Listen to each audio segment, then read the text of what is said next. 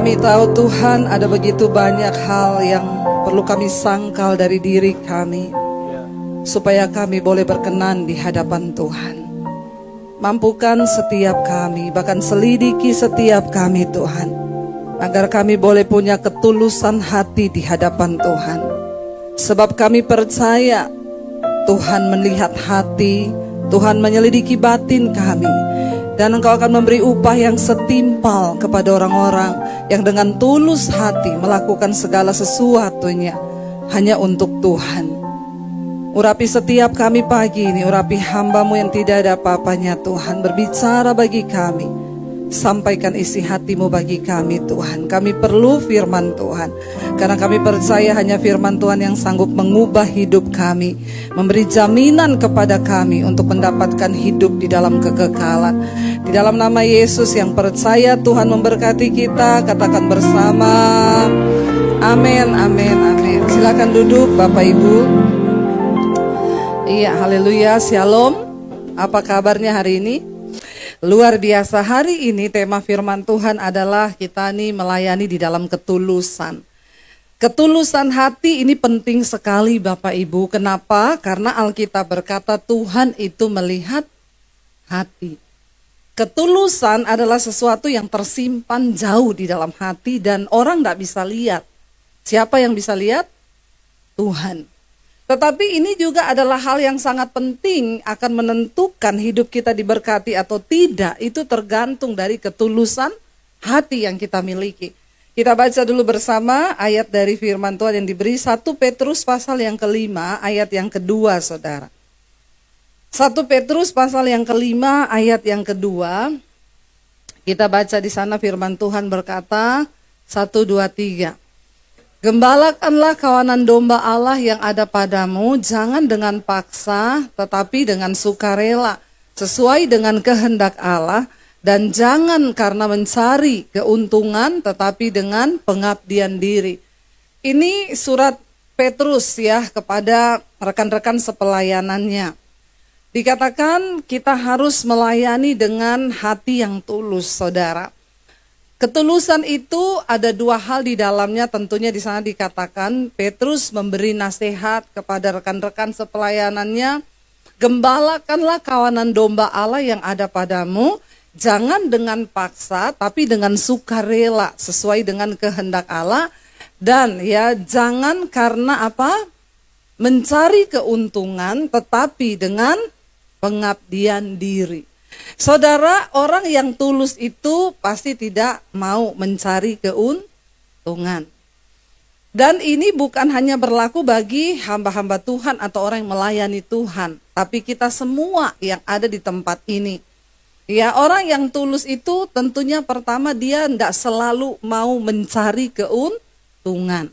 Kenapa sebuah pernikahan juga bisa gagal bahkan berakhir dalam sebuah perceraian? Karena suami sukanya mencari untung, istri juga suka mencari untung. Kalau dalam sebuah pernikahan suami cari untung dari istri, istri cari untung dari suami, yang terjadi apa dalam rumah tangga itu? Ya, tidak ada lagi ketulusan. Amin Bapak Ibu. Ya, istri melakukan sesuatu, ya kalau saya lakukan ini saya untungnya apa? Layani kamu, enak aja, ya. Maka ada satu tayangan saya lihat saudara, kalau suami itu gajinya di atas 50 juta, pulang dibukain pintu, istrinya dicium, halo papa capek ya, sini pak tasnya dibawain, ya lalu dikasih kopi, dikasih teh, silakan pak duduk, gaji di atas 50 juta. Yang UMR, begitu pulang nggak dibukain pintu. Ketok-ketok buka pintu sendiri, begitu nyampe istrinya langsung kasih galon, nih ganti galon sana. Karena gajinya UMR. Saudara, ya kenapa terjadi seperti itu? Sebab dua-dua sudah mencari keuntungan. Ya, kalau dalam pernikahan sudah mencari untung, jujur atau tidak loh, diakui nggak? Coba kita introspeksi diri. Dalam pernikahan kita sekarang kita cari untung atau tulus melakukan sesuatu untuk pasangan kita? Halo, nggak usah jawab sama saya, nggak usah jawab di sini. Kalau jawabnya di sini semua jawabannya manis. Ya, tapi jawab di dalam hati saja, amin. Ya, kita melayani suami kita tulus atau karena ada apanya? Kita melayani istri kita itu tulus atau ya karena ada sesuatu? Itu perlu kita tanyakan, saudara. Kenapa akhirnya istri menjadi lelah melayani suami, suami menjadi lelah melayani istri? Bahkan juga di dalam pelayanan, saudara, kadang kita menjadi lelah dalam melayani Tuhan. Kenapa? Karena sudah bicara untung rugi. Amin. Jadi sudah seperti dagang. Ya, kalau pernikahan jadi dagang, untung rugi, kacau enggak? Kacau, saudara. Tuhan itu mau kita melayani, dikatakan jangan karena untuk mencari keuntungan, tetapi dengan pengabdian diri. Ya, pengabdian diri ini nasihat ini bukan hanya bagi para pelayan-pelayan Tuhan diberikan oleh Petrus, tapi bagi setiap kita. Ya, kalau dalam rumah tangga itu ada pengabdian diri, luar biasa enggak pernikahan kita? Wow, saya mau melayani suami karena ini pengabdian diri saya. Ya, saya melayani anak-anak, ya ini pengabdian diri saya. Bicara untung rugi, ya saya nggak peduli. Percayalah Bapak Ibu, semua yang kita lakukan itu kita akan mendapat upah dari Tuhan. Amin. Ya, tapi menjadi orang yang tulus itu memang kayaknya kok kalah terus ya. Ya, ada yang berkata begitu, saya itu loh Bu, sudah ngalah sama suami. Tapi kayaknya semakin saya ngalah, dia kayaknya semakin besar kepala ya Bu. Ada di sini yang seperti itu? Nggak usah angkat tangan. Nanti chat nomor konseling di bawah ini. Ya, percayalah Bapak Ibu, ketika kita hidup dengan pengabdian diri, maka Tuhan itu menilai kita loh. Dan ada upah loh. Ya, tapi memang benar untuk melakukan semua itu tidak gampang. Pujian tadi berkata, ya mengiring Yesus itulah kesukaan hatiku. Ku lepas semua hakku untuk mengenal kehendaknya di hidupku. Kalau kita nggak melepas hak, nggak mungkin kita ini bisa mengabdikan hidup kita kepada Tuhan. Kita akan belajar hari ini, saya pengen kita belajar dari seorang tokoh di Alkitab yang bernama Daud, saudara. Tuhan itu berpesan kepada Salomo, ya, ketika Salomo akan menggantikan Daud ayahnya, saudara, untuk menjadi raja, ya. Tuhan berpesan kepada Salomo, kita baca 1 Raja-Raja, pasal yang ke-9, ayat yang ke-4, sampai dengan ayat yang ke-5, saudara. Apa yang Tuhan katakan kepada Salomo, ya, waktu dia akan menggantikan ayahnya menjadi raja di Israel, baca bersama. Mengenai engkau, jika engkau hidup di hadapanku sama seperti Daud ayahmu dengan tulus hati dan dengan ya benar dan berbuat sesuai dengan segala yang kuperintahkan kepadamu, dan jika apa? Engkau tetap mengikuti segala ketetapan dan peraturanku, ayat yang ke-5, janji Tuhan di sana dikatakan, maka aku akan meneguhkan tahta kerajaanmu atas Israel untuk selama-lamanya seperti yang telah kujanjikan kepada Daud ayahmu, dan dengan berkata keturunanmu takkan terputus dari tahta kerajaan Israel. Saudara, ketika Salomo naik akan menggantikan Daud ketika di hari tuanya, Tuhan berfirman kepada Salomo. Ya, ayat yang ke-4 tadi dikatakan, mengenai engkau, kata Tuhan, jika engkau hidup di hadapanku sama seperti Daud ayahmu dengan apa? Tulus hati. Ya, nomor 1 itu Tuhan bilang tulus hati. Kenapa Daud menjadi orang yang berkenan di hadapan Tuhan? Bahkan ketika Salomo melakukan dosa, kerajaan Israel itu, saudara, Tuhan akhirnya ya Salomo digantikan, dan Tuhan izinkan kerajaan Israel terpecah menjadi 2 bagian, ya. Yang 10 suku diberi kepada Yerobeam, dan yang 2 suku diberikan kepada anaknya Salomo, Rehabeam. Kenapa Tuhan lakukan itu? Tuhan bilang, ini aku tidak mengambil semuanya dari engkau. 12 suku, yang 10 suku diberikan kepada Yerobeam, pegawainya Salomo, gak ada keturunan Daud. yang 2 suku diberikan kepada Rehabeam, anaknya Salomo. Tuhan bilang kenapa? Karena aku ingat kepada Daud ayahmu yang tulus hati. Sebenarnya Tuhan bisa ambil semua, saudara. Dipindahkan dan diberikan kepada Yerobeam semua. Tapi Tuhan bilang, karena aku ingat kepada ayahmu yang hidup dengan tulus hati di hadapanku. Lo bayangkan lo, orang yang tulus hati itu, saudara, Tuhan ingat kepada keturunannya lo. Padahal sudah gak mungkin ya. Tuhan bisa langsung memberikan kerajaan itu langsung semuanya kepada Yerobeam. Tapi Tuhan bilang, enggak, aku sisakan 2. Karena aku ingat kepada Daud, ayahnya Salomo. Dan Tuhan sudah berjanji bahwa kerajaan itu tidak akan terputus dari Daud dan keturunannya. Tapi karena keturunannya tidak melakukan apa yang Tuhan katakan, tidak hidup dengan tulus hati di hadapan Tuhan. Ya, lalu dikatakan di sana, Tuhan akhirnya menghancurkan semuanya. Tapi masih disisain 2, saudara. Ya, bagi keturunannya Daud. Dan Tuhan berkata, hanya karena aku ingat Daud, ayahmu yang tulus hati. Saudara, kalau kita hidup dengan tulus hati di hadapan Tuhan, saya percaya Tuhan akan ingat keturunan kita. Katakan amin. Makanya apa yang harus kita wariskan kepada anak-anak kita bukan kekayaan, bukan. Warisan iman, warisan ketulusan. Pada akhirnya Salomo jatuh, kenapa? Karena dia ingin menambah kekuasaan kerajaannya dengan kekuatannya sendiri. Dia mengawini putri-putri raja kafir yang tidak lagi percaya kepada Tuhan. Bahkan bukan hanya itu yang membuat Tuhan marah kepada Salomo. Dia membangun kuil-kuil untuk istri-istrinya ini kepada penyembahan berhala.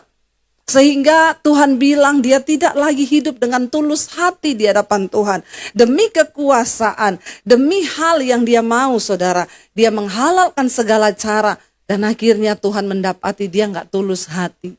Tapi karena Daud ayahnya, ya, Tuhan masih beri 2 suku di bawah kepemerintahan Rehabeam anak Salomo yang menjadi kerajaan Yehuda, saudara. Kita lihat, saudara, apa yang Daud pesan kepada anaknya. Buka bersama 1 Tawarik 28 ayat yang ke-9, saudara ya.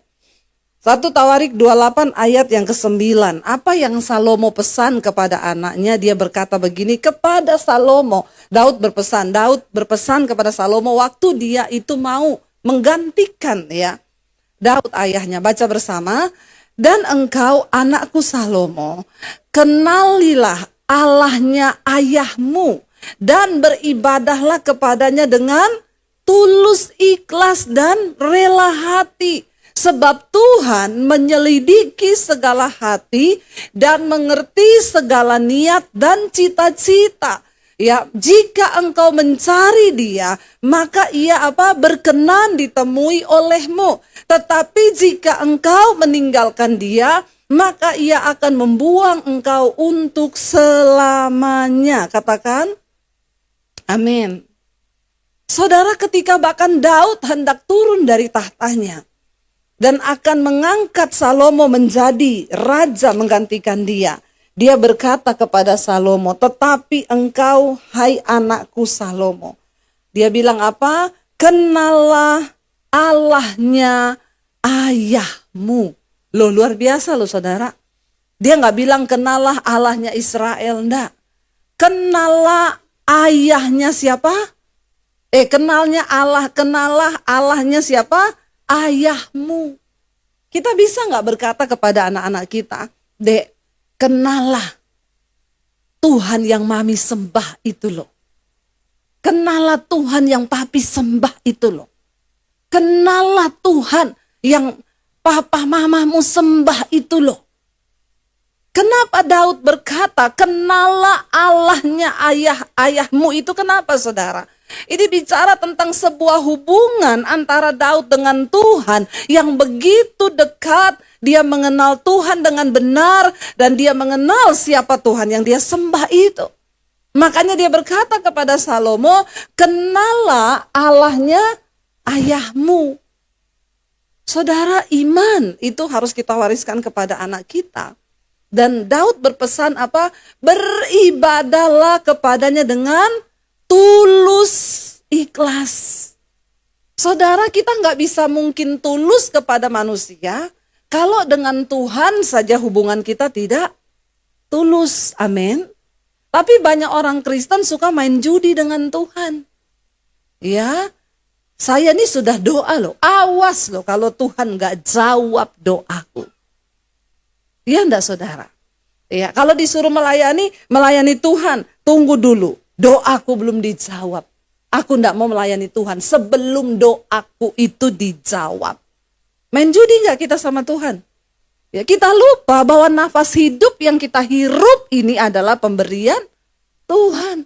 Engkau bisa napas, engkau bisa berjalan, keadaanmu bisa baik-baik saja, itu semua karena Tuhan. Makanya bagaimana kita bisa memiliki sikap tulus dengan sesama, diawali yang pertama kali kita ini sama Tuhan hubungannya harus tulus. Ya, ketika kita itu dengan Tuhan tulus, saudara, ya, maka saya percaya waktu kita tulus dengan Tuhan, ya hubungan kita juga dengan sesama, kita juga dengan suami, dengan istri, dengan anak itu ya insya Allah juga akan tulus. Amin. Tapi orang kalau sama Tuhan aja udah bulus, ya, tulus itu lawan katanya bulus. Sekarang kan banyak orang bulus ya, banyak saudara ya, di depan baik, di belakang ya, bulus itu namanya. Tulus itu lawannya bulus. Ada maunya, pengen cari kepentingan diri sendiri. Lah sama Tuhan kok main-main loh saudara. Ngapain kita nih bulus-bulus? Tuhan itu melihat hati. Daud bilang kamu harus beribadah kepada Tuhan dengan tulus, ikhlas, dan rela hati. Orang tulus itu selalu rela hati. Waktu kamu tulus dengan Tuhan, rela hati, dikatakan kenapa saudara kita perlu memiliki ketulusan dan kerelaan hati? Sebab Tuhan, apa dikatakan di sana? Menyelidiki. Apa yang Tuhan selidiki? Segala hati dan mengerti segala niat. Amin. Tuhan tahu nggak niat yang ada di hati kita sekarang? Tahu. Ya. Jadi kita ini tidak usah bulus-bulus karena Tuhan mengerti segala niat yang ada di dalam hati kita. Niat kita tuh apa? Makanya saya selalu berkata sama Tuhan tuh nggak usah pencitraan saudara. Percuma. Engkau mau diberkati, tulus cintai Tuhan. Tulus melayani Tuhan, bukan karena ada niat. Mau cari muka, mau cari nama. Ya udah punya muka masih rempong cari muka. Heran gak sama orang Kristen itu? Mau taruh di mana lagi tuh muka? Ha? Sudah punya muka besarnya segini. Masih suka-suka cari muka sama orang. Ya, udah gitu cari muka jatuhkan orang lain lagi. Heboh gak saudara? Hei, percuma. Dengar baik-baik. Ayat ini berkata, Daud mengingatkan anaknya Salomo. Kenapa engkau harus beribadah kepada Tuhan dengan tulus, ikhlas, dan rela hati? Sebab Tuhan menyelidiki segala hati, mengerti segala niat dan cita-cita. Ya, maka engkau ya, ketika engkau sungguh-sungguh mencari Tuhan, dia bilang, maka ia ya akan memberkati engkau, berkenan ditemui olehmu. Ketika engkau mencari dia, Tuhan berkenan ditemui olehmu. Saudara, apa yang paling membuat hidup kita bahagia? Waktu kita berdoa, Tuhan berkenan untuk ditemui. Amin. Tapi orang Kristen itu banyak merasa aman-aman aja. Walaupun doa gak ketemu Tuhan, pokoknya doa dia. Gak tahu ketemunya siapa. Ya, ini penting loh saudara. Daud pesan kepada Salomo. Kalau engkau hidup mencari Tuhan tulus ikhlas, rela hatimu dengan Tuhan, ya Tuhan itu melihat niat hati. Dia tahu semua niat-niat busuk, niat-niat baik. Itu Tuhan tahu loh. Saudara, ibu-ibu, bapak-bapak. Engkau punya niat busuk kepada pasanganmu, kepada anakmu, kepada siapa. Ingat loh, Tuhan tuh tahu loh ya. Jangan sampai ya. Walaupun engkau benci kepada suamimu, jangan sampai ya bikin jus dikasih sianida. Mari kita melayani Tuhan dengan tulus ikhlas, kata Daud. Dia loh, waktu saya baca ayat ini saya tertemplak loh saudara. Iya ya, benar ya. Tuhan menyelidiki segala hati, dia mengerti segala niat, ya, dan cita-cita. Dia tahu semua. Makanya anak-anak muda, hari ini engkau punya cita-cita apa? Ya, Tuhan tuh tahu cita-citamu. Ya, kemarin ada yang konseling sama saya, Bu. Saya ini punya pacar. Terus tiba-tiba pacar saya ini berubah. Terus ya, kami ini orang tua sudah tahu kami pacaran. Terus saya ini kalau konseling begitu ya. Terus kami akhirnya marahan, enggak cocok, kami pisah. Terus ini orang tua saya suruh saya balikan sama dia. Terus tapi sekarang pacar saya berubah, Bu. Dia enggak mau lagi sama saya. Terus lah iya, Bu, makanya sekarang saya mau tanya bagaimana ini, Bu? Sudah berhenti di situ, Ya gampang toh yo. Kamu harus percaya bahwa jodohmu itu ada di tangan Tuhan. Tapi sekarang dia nggak peduli sama saya, nggak pernah telepon, nggak pernah apa, ya biarin aja. Makanya anak muda saya mau bilang, kalau pacaran jangan terlanjur dulu. Banyak orang itu nikah karena sudah terlanjur. Akhirnya salah menikah.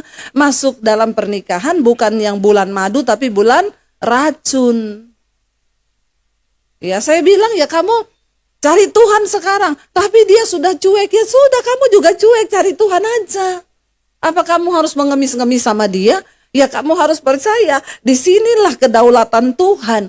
Sebab Tuhan mengerti segala niat, segala hati. Ya jangan sampai kamu berpikir, waduh cinta ditolak, dukun bertindak. Nanti kamu datang sama saya bilang berdoa, berserah sama Tuhan, kamu enggak terima. Terus nanti kamu cari orang pinter. Jangan saudara. Karena Tuhan menyelidiki semua cita-cita, semua niat hati, ya, dan ayo kita tulus mencari Tuhan. Saya bilang bersyukur, berdoa sekarang. Tuhan kalau memang dia jodohku, Tuhan pertemukan. Tapi kalau bukan jodohku, ambil juga dia dari hatiku. Hilangkan itu semua. Ya, biarlah saya hanya mata saya tertuju kepada Tuhan. Kan itu yang benar. Tapi bu, capcay nggak saudara? Capcay loh layani orang begini nih. Karena yang dia mau itu keinginan hatinya, bukan kehendak Tuhan. Saya bilang terus maumu itu apa sekarang? Ya, konseling sama saya itu mau apa supaya kita berdoa tarik dia kembali?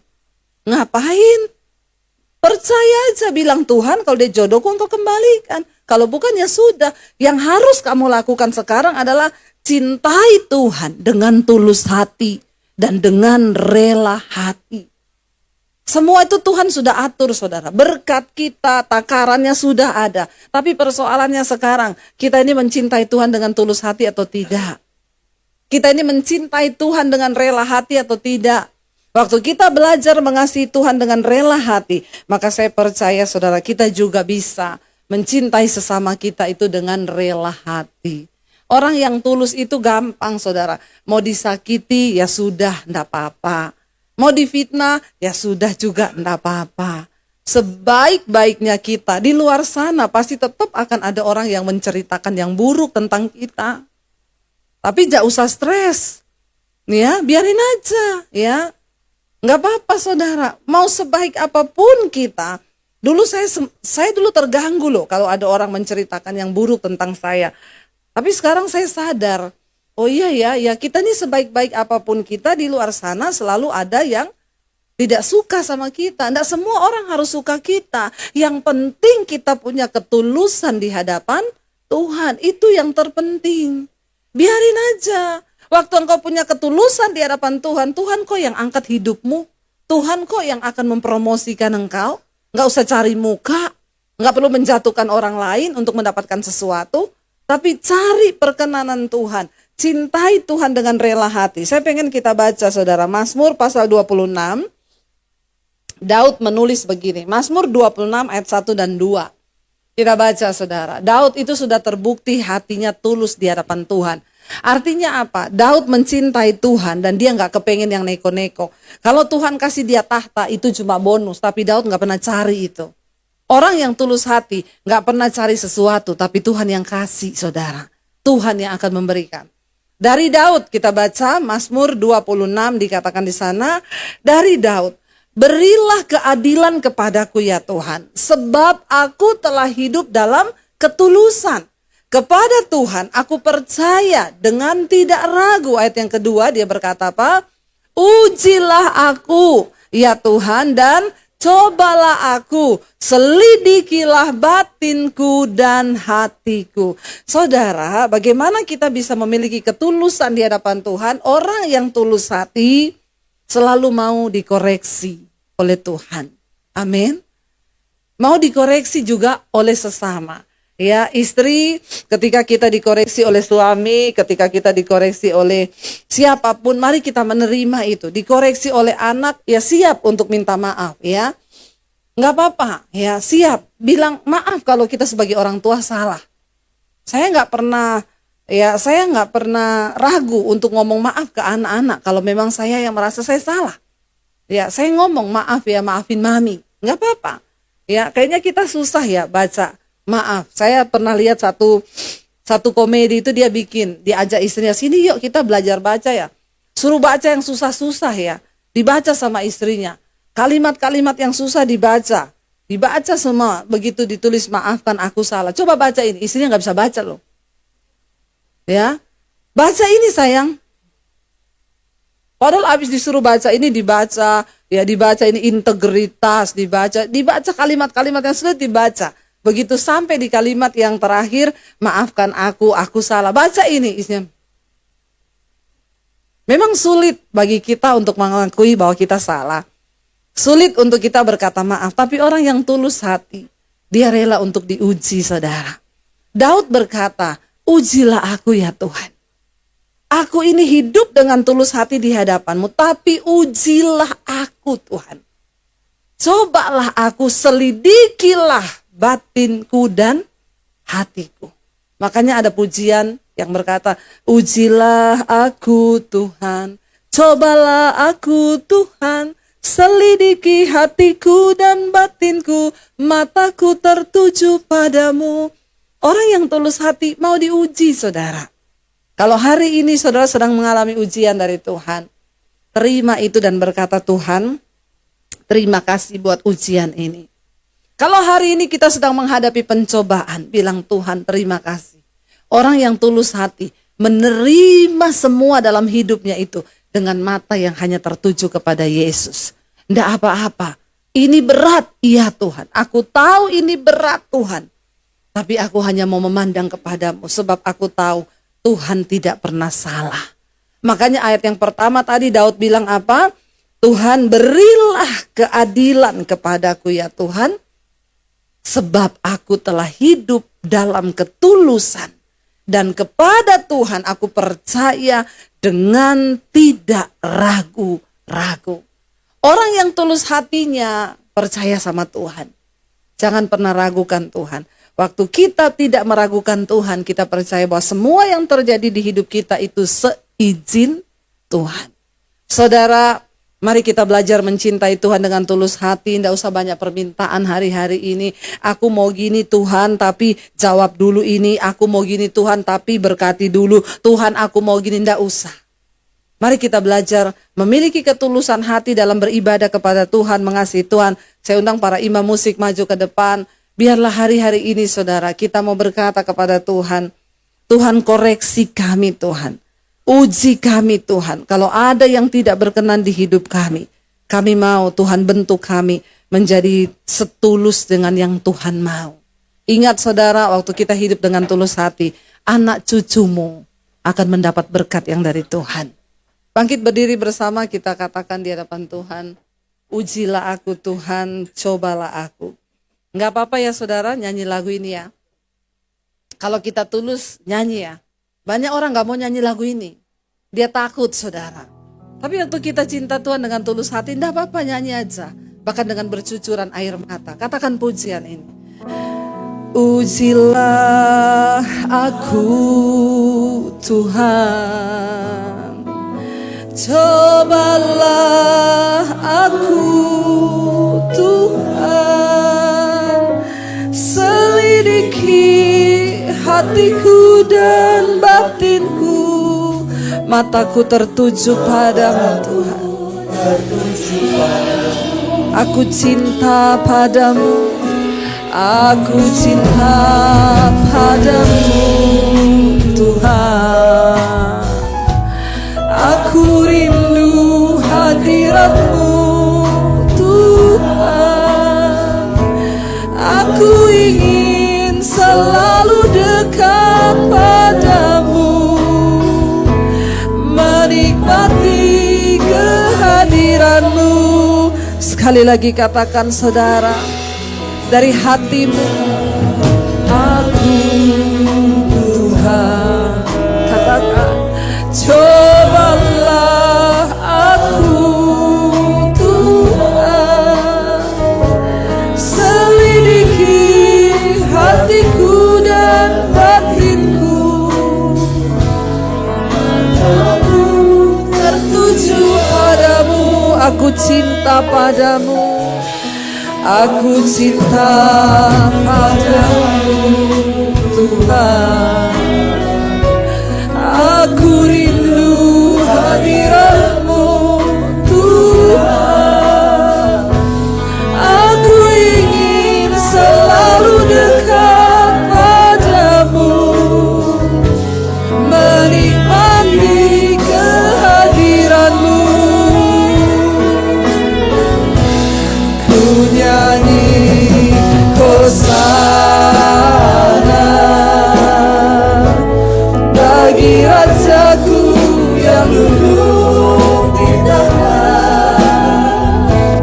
Aku muliakan dan ku agungkan, Kau layak disembah.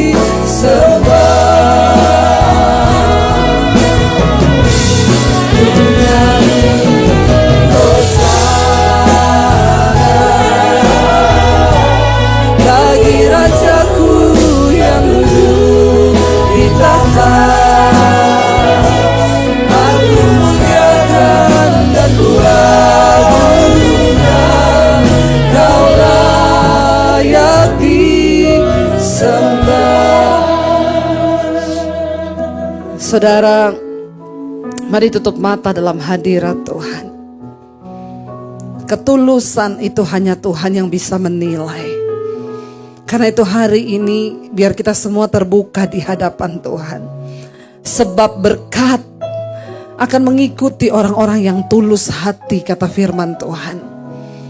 Mari kita semua berkata di hadapan Tuhan, uji batin kami Tuhan, lihat hati kami.